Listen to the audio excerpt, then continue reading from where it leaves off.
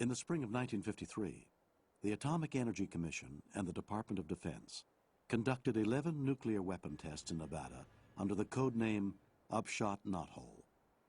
The objectives of Upshot Knothole were to test new nuclear devices, improve battlefield tactics, and to study the needs of civil defense against a Soviet attack. The first of the events, codenamed Encore, was a 27 kiloton nuclear device airdropped and detonated at about 2,800 feet above a large blast line.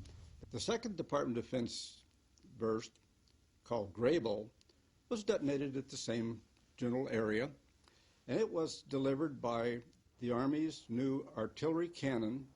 A 280 millimeter projectile was fired and detonated over about the same blast area with a yield of about 15 kilotons at an altitude of about 500 feet. Now, the smaller yield, 15 kilotons at 500 feet, produced a great deal more damage than had the larger yield Encore event, 27 kilotons at 2,800 feet.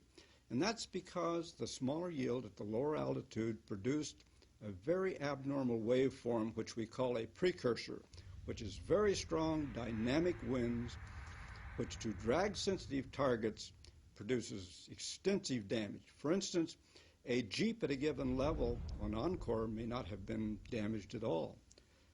But on Grable, with a precursor loading, that Jeep would be completely torn to pieces and thrown down the blast line distances like 500 feet. Well, there were many other peculiarities to those two shots, but it opened up a whole new vista of how do you use nuclear weapons in a combat situation.